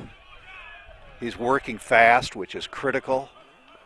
Why is that critical, working fast versus going slower, Walt? Well, you know, everybody's on their toes. The defense stays ready. When pitchers are slow, they're deliberate. They're not around the strike zone. The game is dragging on. Sure. It impacts the defense too. I think they're more prone to making an error or a mistake. You know, it's hard to focus sometimes. Sure, yeah. You know, I think the best baseball players, nobody can focus for 2.5 hours. No. But the best baseball players focus for 2.5 hours, but in 3 to 6 second segments, if that makes sense. Yeah. No. Because right now they can relax. It's between pitches. But once Brady begins his delivery to the plate, they've got to lock in and they got to focus. And like I said, that play's going to last, you know, maybe 3 to 6 seconds, and then they can relax a little bit again. And you know, so basically, dead time, downtime is not good. You want to just keep everything going. Absolutely. Yeah. And I've noticed that's going to be a tough chance. But Anderson, great play. Jason That's a Anderson great play. makes a great play. That is one of the more difficult plays for a first baseman. That was not easy. He made it look easy, but that was a tough play. Yeah. And now Jason played football for me, and he was a great defensive end, and I thought he would have made a great football player, but he says, Coach, I want to concentrate on baseball, and he's a year-round baseball player, so, you know, obviously great chance to talk to him a little bit. Long throw, it looks like it's going to be an out, and he's out, and he throws him out. Diego Pena. Well, I'll tell you what, that was great. God, you got to be happy with the way the Sailors are playing right now. Boy, a long throw to get the potential steal out. Sailors come to back halfway through the 5th inning, up 4-1. Hey, go pour yourself another cup of coffee. I like French vanilla in mine today, and we'll see you right back. The innocence of youth. Is there anything any better? But soon they'll be in high school and facing all the same challenges you faced. How to make friends, how to fit in, how to be cool. We want our children to have everything they'll need to live fulfilling and productive lives. Make sure the kids in your family are among the more than 300,000 participants here in Michigan who take part in high school sports.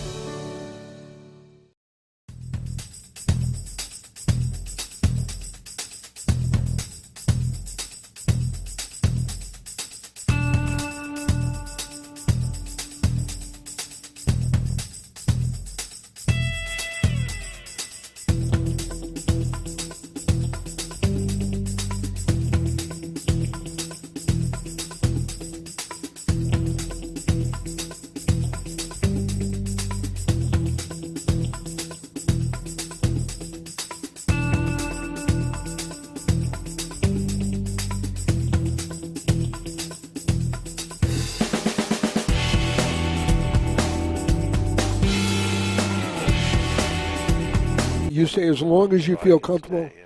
Okay, we want to welcome everyone back. We are the bottom of the 5th inning. Sailors up 4-1. We're with Walt Galkowski. Joe had to take a quick break right now, so Walt and I are going to carry the load here and trying to see who this batter is. It's number 14. It's a high foul ball. Diego Pena up to bat after that great play, stopping the base runner from stealing second base. That brought up the 3rd out here. That's another nice pitch right down the pipe. Count goes to 1 ball, 2 strikes on Pena. That was a well-located fastball right there. Yeah. Well, this kid's got to be getting near his pitch count, though, I would think. And he gets tagged out.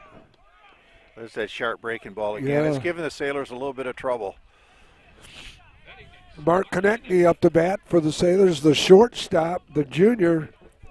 Mark Konechny's heir apparent to Brady Rose at quarterback. Coming up this football season for the two-time defending state champions Mona Shores baseball football team under head coach Matt Koziak. Last night, the Sailor lacrosse team hosted Lowell. Conference championship, don't have confirmation on that. And football team opens up at Lowell for the classic Red Arrow game for cancer prevention and cure.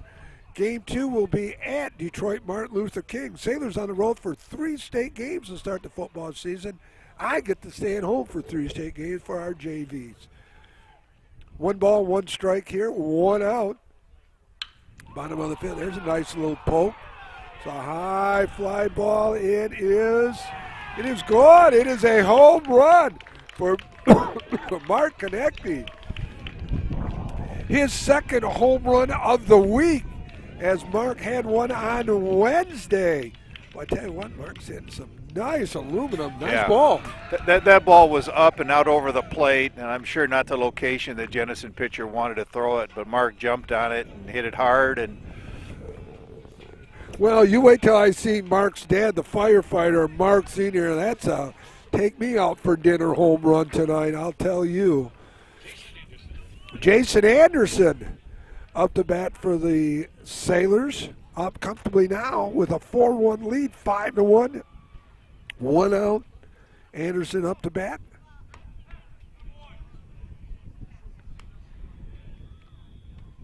How much longer you keep this pitcher in, Walt? With 5-1. Well, is it based on pitch count? Yeah, I think so. Also, I think it's also based on, to be honest with you, their schedule and how many pitchers they have that are eligible to pitch right now. Sure. And we just don't have that information. But, he's throwing well. His breaking ball is sharp. His fastball, he hasn't lost any velocity. His command is still pretty good. So as long as he feels good, his pitch count is relatively relatively low. I'd stay with him. I mean, sure. Yeah, it's not that he's throwing a boatload of pitches. He's just throwing some pitches that have been well hit. Yeah. And he needs some offensive support. I mean, Jenison's got to put a few points on the board here. Yeah, right, exactly. But he hasn't thrown a bad ball game at all. No, Anderson with the ground out is going to bring up number 23, Reed McAvoy Sr. I mean, once you see a guy that's really struggling, especially if he's up in the zone with everything, his legs are tired, his command is gone, then I think you think about making a change. But sure. Can you tell by just the demeanor whether his legs are tired, or what physically do you see in a pitcher that says, other than him players hitting? I'd watch for the ball being up in the strike zone a lot. I would watch, obviously, for his command all of a sudden to disappear. Strike percentage decline. Sometimes you can read his body language. Sure. If you go out there and talk to him, he's going to tell you he feels great. He does. Yeah, right. Well, it's a 1-2-3 innings here, but the home run. Well, it's a 1-2 hit home run inning and another out. Sailors up 5-1. So we're going to take a quick break. Come on back. Joe will be back with us shortly. At the end of 5, Sailors up 5-1. Boy, one's all the way across. There's just one place where students are students first, and athletics are played with purpose and perspective. That place is your local high school. High school sports offer more than the joy of competition. Studies show that student athletes are also likely to enjoy greater levels of achievement in other areas of their lives, including academics. High school sports, a winning part of a complete education.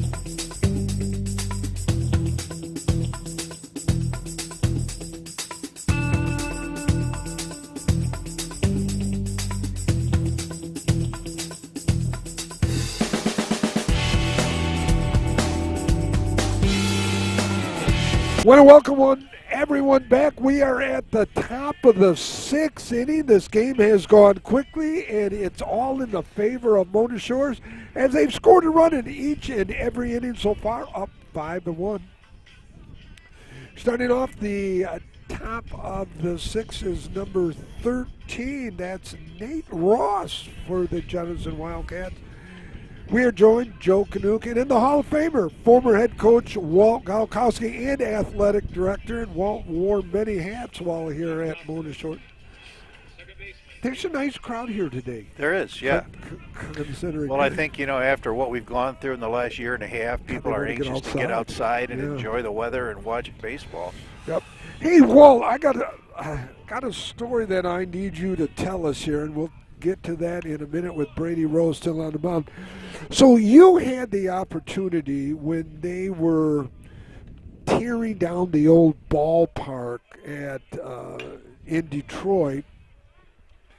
There's a fly ball. It's going to be taken by the center field. You were able to get a couple relics, as I say, that people sat in. Some cheers that I see over there.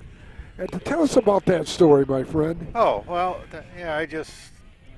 Old Tiger Stadium was pretty special to me, like it was for a lot of people. Oh, for me it was a ton. There was nothing like going there and walking into the stadium and seeing the green grass and the Tigers' white uniforms. And in 1995, I had the privilege of coaching the high school all-star game there. Oh, and that's awesome.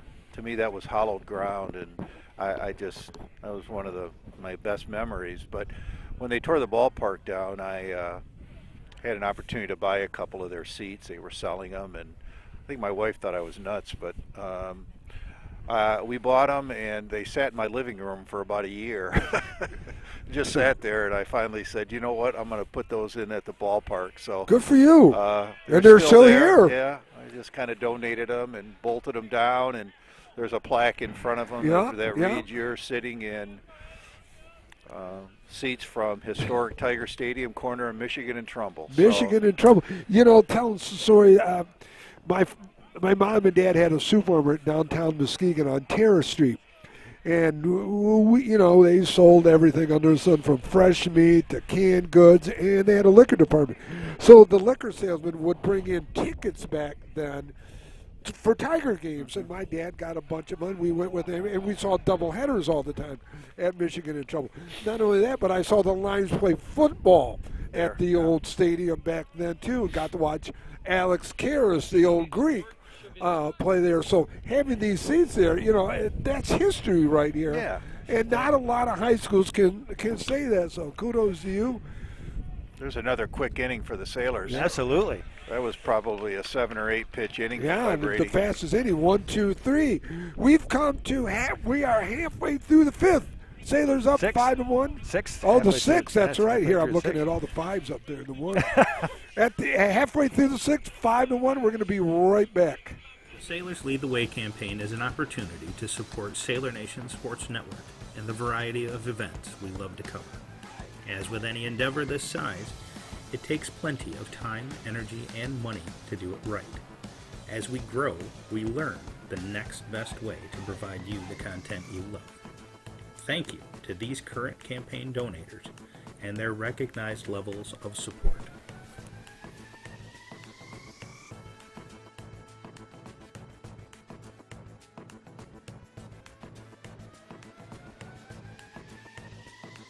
Since our group is not a school-funded activity, we are looking to the community, our fans, to join us in leading the way. If you would like to donate, please check out the link on your screen or simply visit the Sailor Nation Sports Network Facebook group and click the link in the Sailors Lead the Way campaign post. Go Sailors!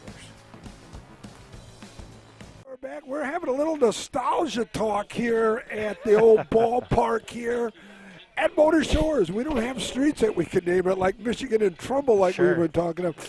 We are at the bottom of the 6th inning, and this may be a critical inning right here because Sailors up finally and don't want to give any breathing room to the Wildcats. So maybe a run or two right now just to get even a bigger cushion. But we'll take what we can get here, and I'll tell you, it's just been a joy having Walt with us today. Yeah, it certainly has. Well, and I tell you, I'm sure that, like you said, you'd like a crooked number up there every now and then, but if they could easily go up there and put 1 on the board every single time they go up, that's not a bad day. Yeah. Especially with a lot of zeros on the top side of that scoreboard. Well, 1 versus none is always a good thing.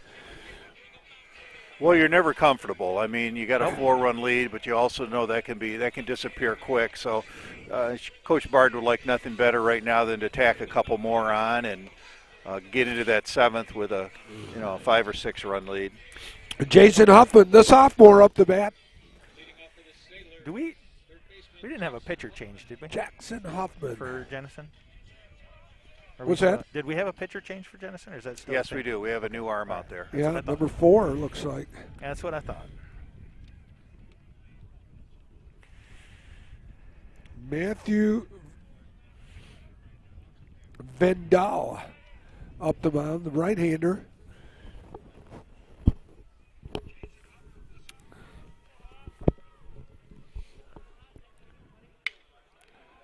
There's a single for Huffman.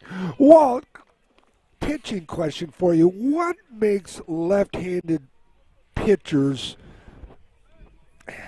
priceless? What is it about a left-hander versus a right-hander that says, oh, you're left-handed? Oh, you play baseball? Why are left-handers thought so differently than right-handers? I'm not a baseball guy. Well, you know what? I'm not sure I know the answer. Left-handers are just crazy. It seems like lefties, the ball seems to move more. That's a good question, Nick, and I don't know if I have an just answer. give me right, but they say, I think one of the things is you don't see them a lot. No, there right. aren't very many of them. So as a hitter, I know as a player, I never liked to face lefties. I never even did though I either. hit from the right side. Okay. They throw that backdoor curveball, and I never liked that pitch. And okay. I think that's part of it. Their ball seems to move more, though, and but I think for a hitter, it's just something that you don't see very often. Because there's not many of them out there to begin with, and the world is made for right-handed people. Right. Golf clubs, left-handed, everything is different if you're a left-hander. And but a lefty, especially one with high velo that can throw hard, you don't find them very often. So they're an attractive, they're kind of an attractive commodity. I've got a left-handed story to tell you guys. So my father was born in Greece. There's a single right there. It's going to go into the gap. It's going to bounce. Huffman moves the second. And Hat Butler goes to first. Don't say anything about it. I did the best that I could. Okay? Habit. Can you say habit? Habit. Can you get in the habit? Habit. Habit of saying lure. Habit. Okay, So I got a story about left-handers. So my dad was born in Greece, started using his left hand. The Greek people thought if you were left-handed, it was a sign of the devil in you. So you know what they did to my dad and all left-handers? They would tie the left hand behind his back and force him to use his right hand. That's how my dad became right-handed. Now there's an old story right there, boys. The gods are strange sometimes. Nice little bunt. Is it going to go foul? Boy, there's an example, Nick, of we were talking about earlier. We got runners at first and second, and Mason Brunworth should, and he did, bunt the ball down the third baseline. Right, exactly. So in a perfect world, the third baseman's going to have to field it. Up, yes. And that's going to leave the base open so you can't make a play. Right. Yeah. And the catcher's going to come to it right there, and he has nobody to throw it to. Yeah. Wow. A lot of teams will run what's called a wheel play, and the shortstop will drive the runner at second back and then sprint to third base. Oh, you don't see it a lot in high school baseball, but in a critical situation, teams will use it. Are we going to see another attempted bunt? Looks like he called it again. No, same situation. Well, I tell you, it's just off a little bit. It's a really nice laydown. It just keeps going foul. Yeah, honestly, he probably doesn't have to be that fine. I mean, anything down on the ground to the left side will probably do the job. Right. But But, you know, we talked about it. It really is a fine art to lay down a good bunt just because we've seen it. Yeah. You know. It's something that a lot of, you know, I'm sure Mona Shores does do it, but a lot of teams don't practice a lot. Well, yeah, right, exactly. Yeah, no, but. And not just sacrifice bunting, but bunting for a hit is really critical. Sure. So that's a good play there. There goes. Oh, the center fielder backing up the attempted pickoff of the runner at second. We're at 0-2 count here, so we're probably not going to see attempted bunt at this time now. Sometimes they do. I've always told my players, listen, be prepared to bunt throughout the entire at-bat. Okay. But third baseman's back now. I think he'll swing. Foul ball again. 3 fouls. Especially with a 5-1 lead. I think if it was really a much closer game, they may still try to get it down. Sure.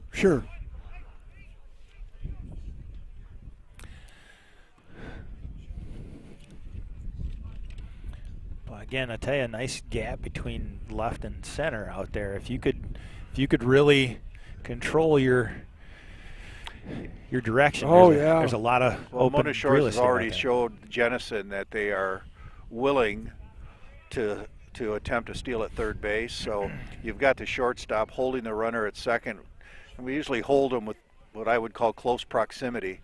So he's given up quite a bit of the sixth hole just to try to hold him there. Yep. 1 ball, 2 strikes. Sailors up 5-1. We're at the bottom of the 6th. And if you get a pitcher that comes set and just gets into a pattern where he looks at second once and then goes to the plate, and he does that over and over again, it's fairly easy to time him.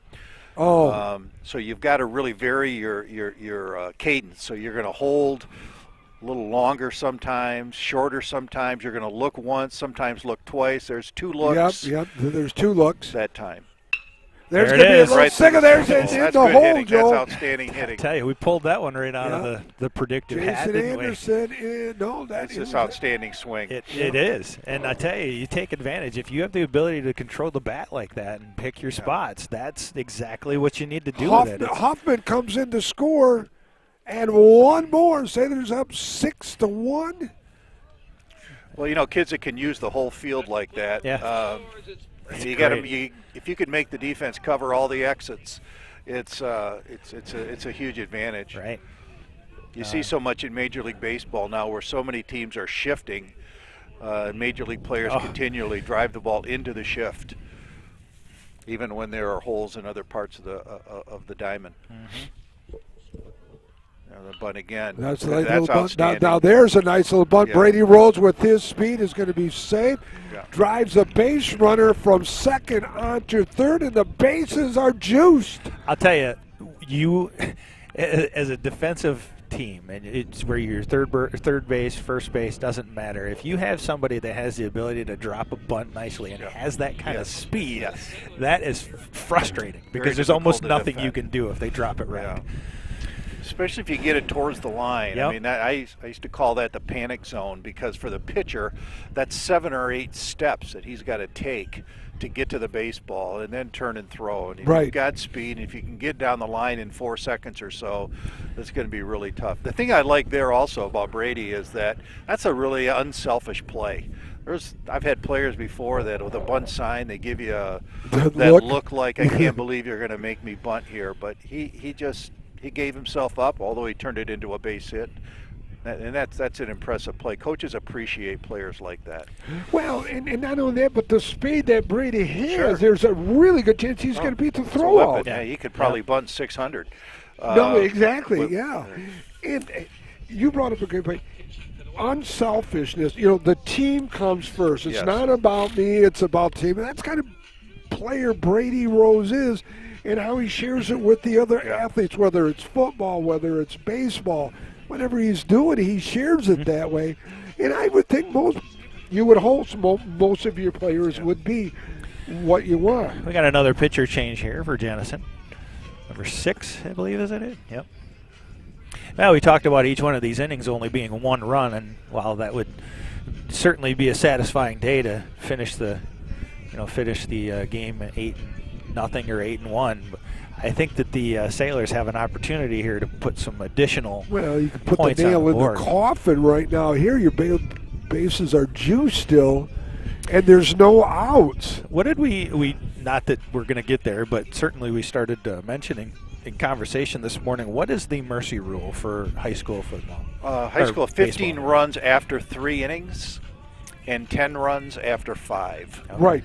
And against Union, they dined them after 5, and they called the game at that point. So right now the winning run is on deck for the Sailors. Yes. Well, I tell you, just a simple single anywhere on the field probably was. Bring in 2. You could almost bring in 2. Because every runner's going,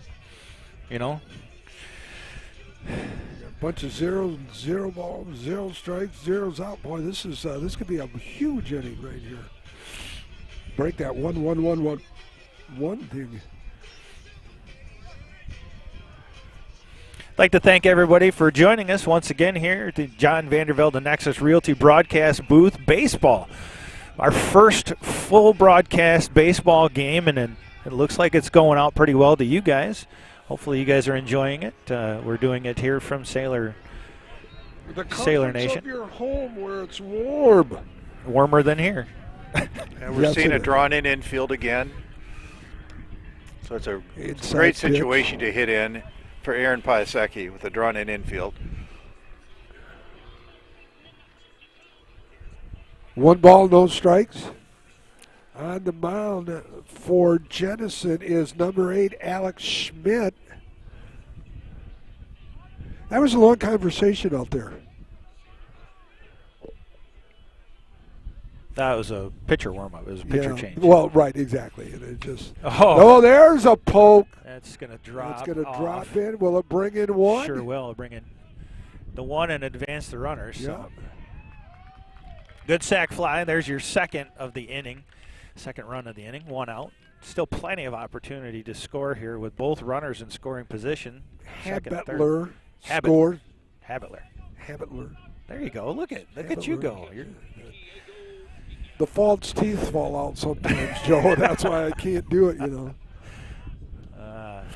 All instant replays today being brought to you by the Lake Michigan Insurance Instant Replay sponsor. Diego Pena, the catcher, up to bat. 1 out. Sailors up 7-1. There's a nice shot another in the one. gap. That's going to bring in another one. It could be 2. We call time here. I think we have a timeout called at the plate. He may have called a balk.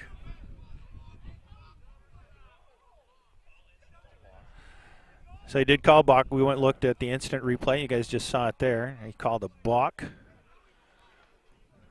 And we'll watch it one more time here.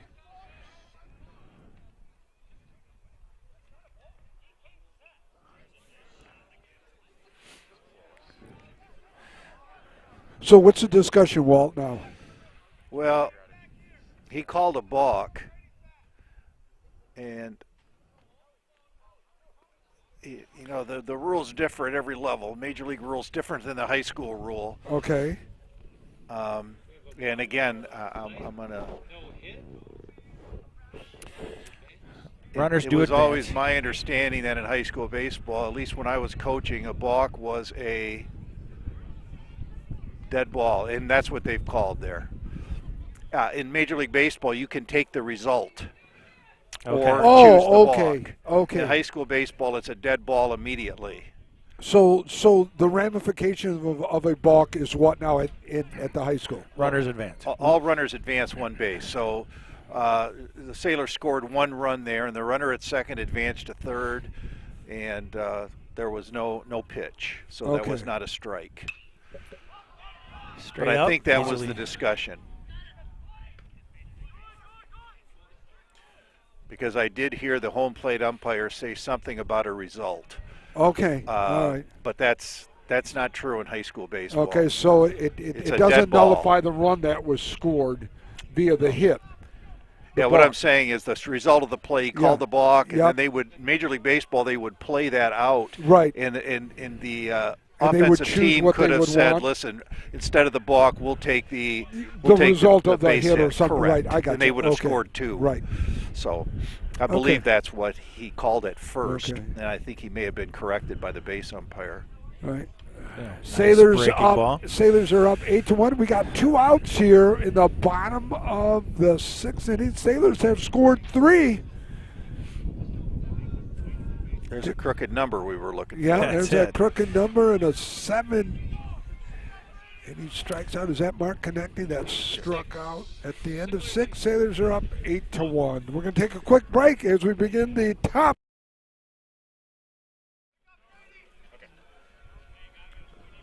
Oh, I did talk to the coach, and he said we could either.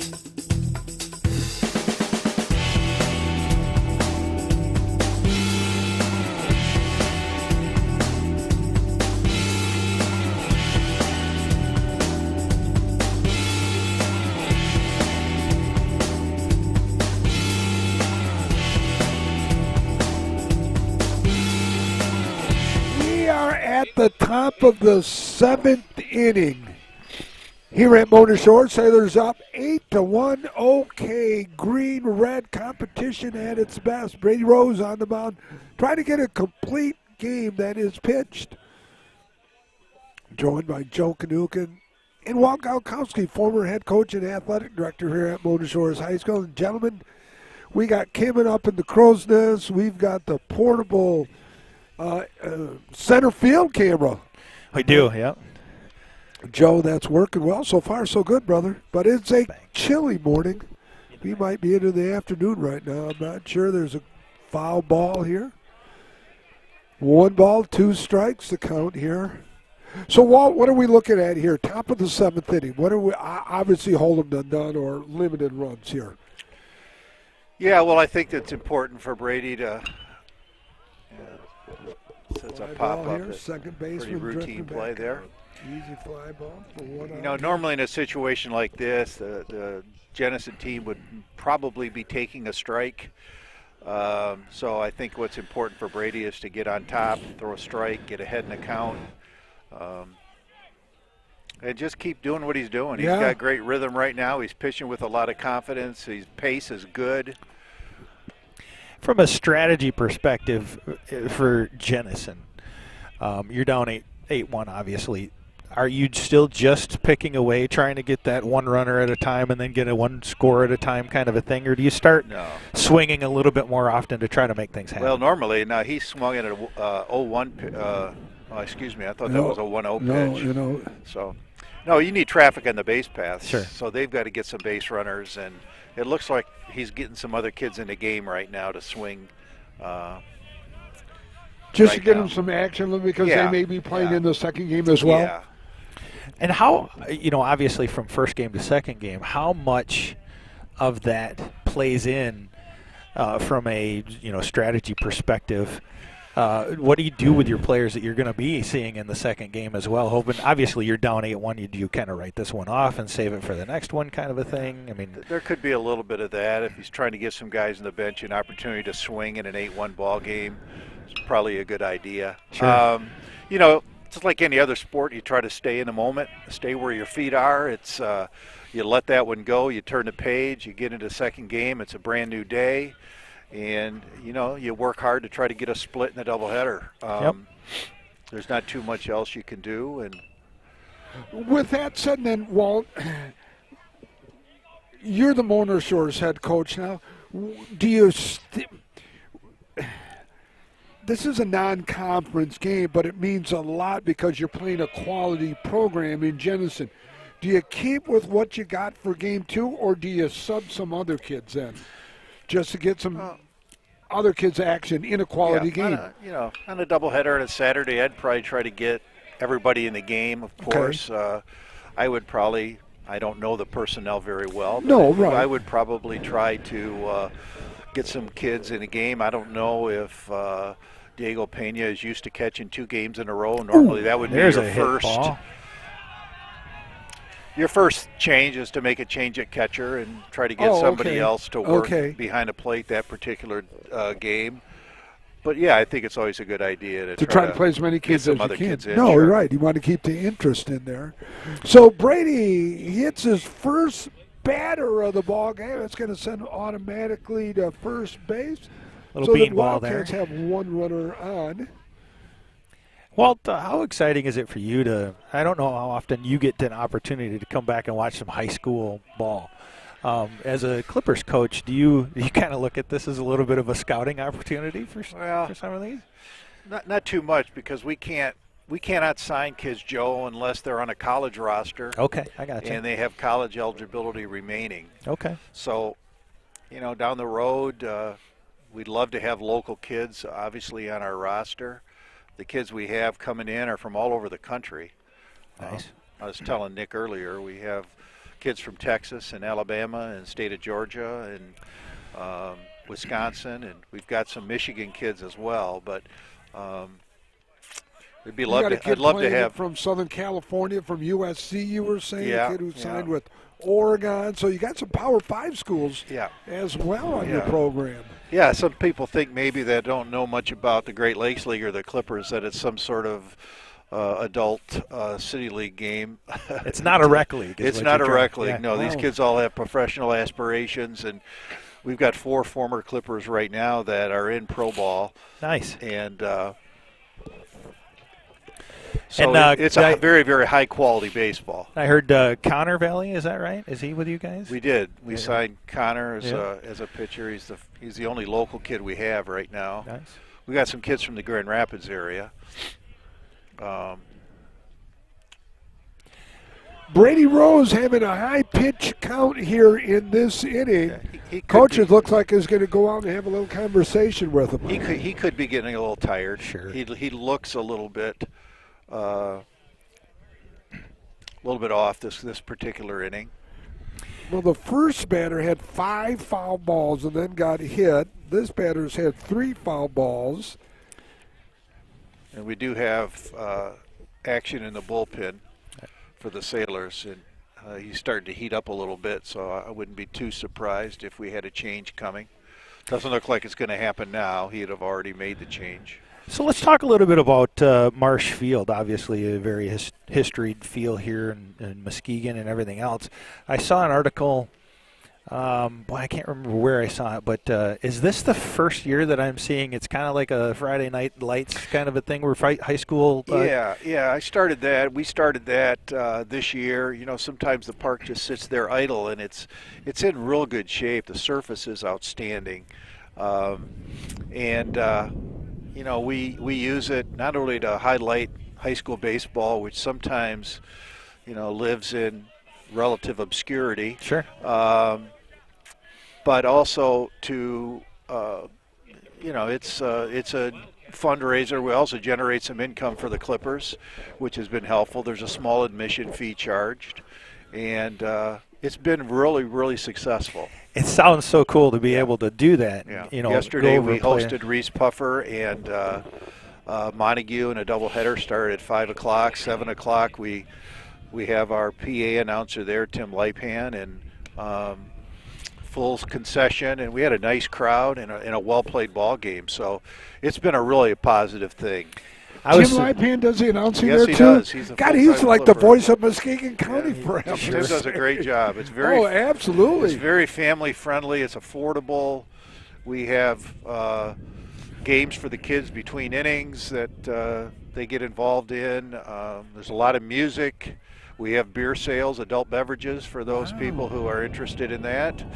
And we have a party deck, and it's been a good thing for our city.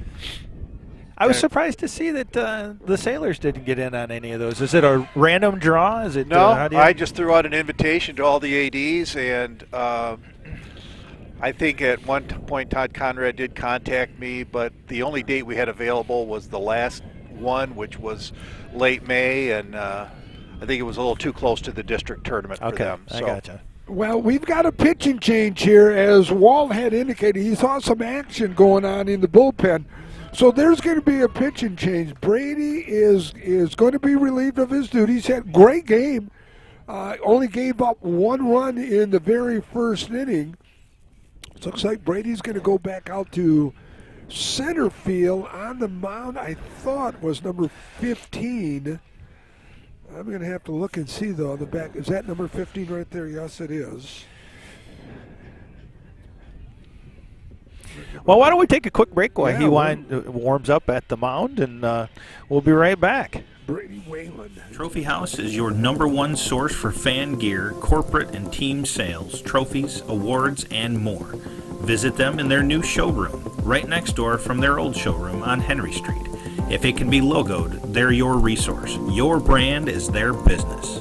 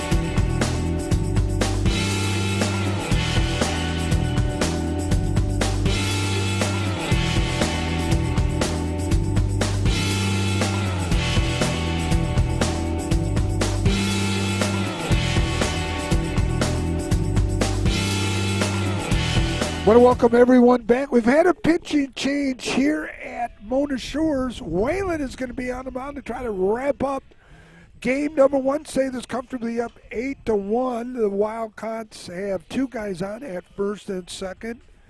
There are 2 out. Count is 1 ball, no strikes. Well, that's a great thing about baseball. You know, Nick, you can't take a knee.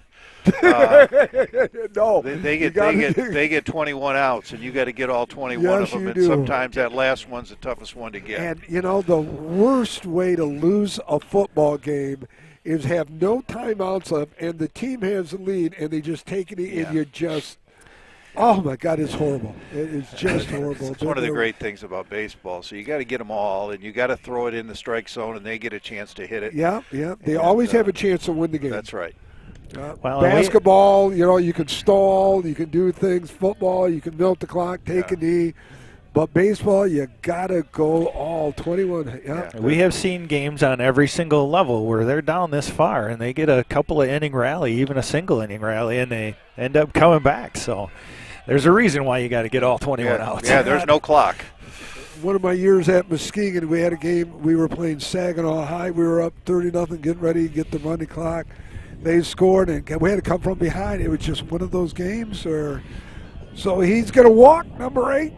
Bases are going to be juiced here. 2 outs. We're the top of the 7th. 1 more out. The Sailors can wrap up a victory in game number 1 right here, but they're going to have to work a little harder than they want to. Up for the Wildcats is Spencer Betts, number 6. Whalen on the mound.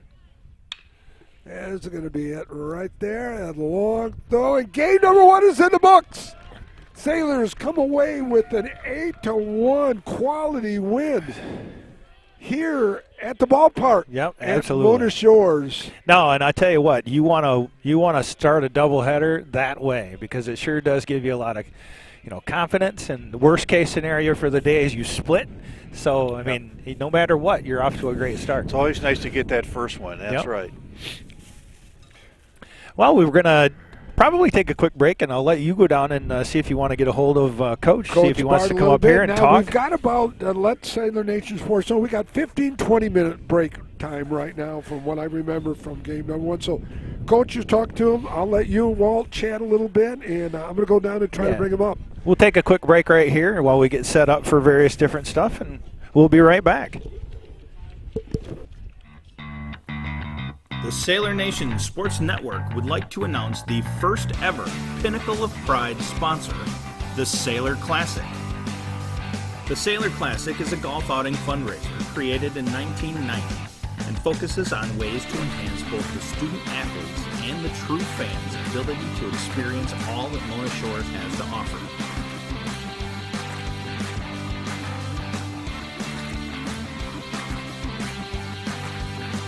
The Sailor Classic has provided a multitude of areas of financial support for athletics throughout the Mona Shores school system.